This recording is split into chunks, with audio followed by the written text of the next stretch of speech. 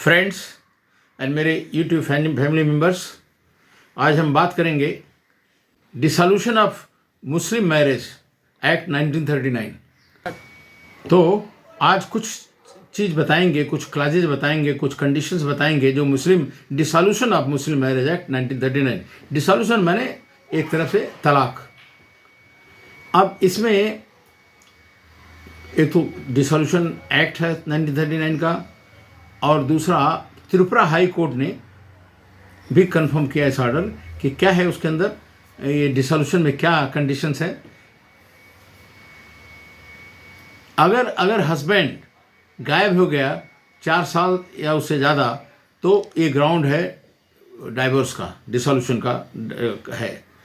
दूसरा रीजन ये है कि अगर husband has neglected wife for more than 2 years, then she can obtain a dissolution of marriage. Husband over 7 years अगर उसको क्राइम किया और उसको रिगरस इम्प्रिजन मिला या जेल हुआ 7 साल से, तब भी उस ग्राउंड पर भी उनको मिल सकता है डाइवोर्स। अगर हस्बैंड ने फेल हो गया परफॉर्म करने के लिए हिज ड्यूटीज हैं एज इस ग्राउंड पर, and he is not responded for over 3 years, then also wife can seek a divorce from the court.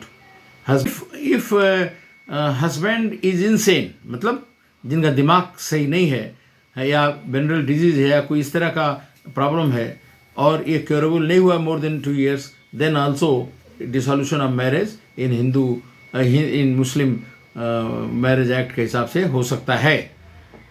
Father या एनी अदर गार्जियन ने अगर लड़की को दे दिया शादी में जिसकी उम्र 15 साल उससे कम है, और लड़की ने 18 साल होने से पहले रिप्यूडिएट किया कि नहीं, हम इस तरह से अभी हमारा उम्र नहीं, हम शादी नहीं मानते हैं इसको, लेकिन मैरिज कंज्यूमेटेड नहीं हुआ है।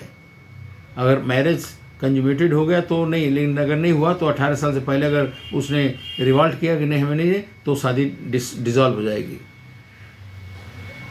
और अगर लड़की को कोई भी पार्टी को जो मैरिज में है, वाइफ हस्बैंड हैं, उनको अगर एक ने अगर क्रूरटी दिखाई, अब तकलीफ दिया, बहुत ज़्यादा से ज़्यादा तकलीफ दिया, तो एग्रीव पार्टी जो दूसरी पार्टी है वो जा कर के कोर्ट से ये ले सकती है डाइवोर्स।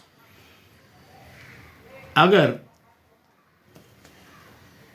लड़की का प्रॉपर्टी बेच दिया, उठा करके सेल कर दिया, और उस पर भी लड़की ऑब्जेक्ट करके और डाइवोर्स ले सकती है, हैं।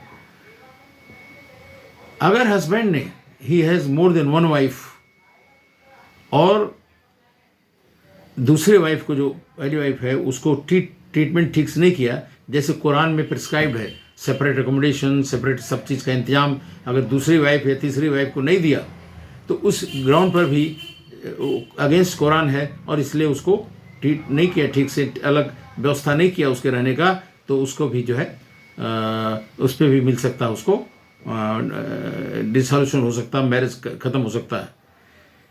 और एनी अदर ग्राउंड पर भी उसका हो सकता है मैरिज डिसॉल्व हो सकता है, अगर वो जो किसी मुस्लिम लॉ पे बेस हो, किसी शरीयत पे बेस हो, लॉ पे बेस हो।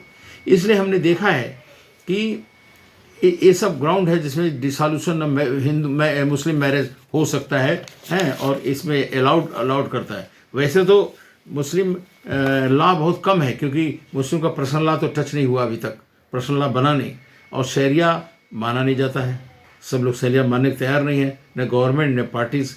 इसलिए जो शरिया लॉ तो है ही नहीं, इंडिया में तो एप्लीकेबल नहीं है। इसलिए ये डिसोल्यूशन ऑफ मुस्लिम मैरिज 1939 एक तो है, और दूसरा है Muslim women protection of right on marriage act 1986 है, और फिर Muslim women protection of right on marriage act 1920 है, 2019 है, अभी नया बना है, और मुस्लिम marriage act, special marriage act हैं। उसके अलावा जो है आपका जो है ये अपना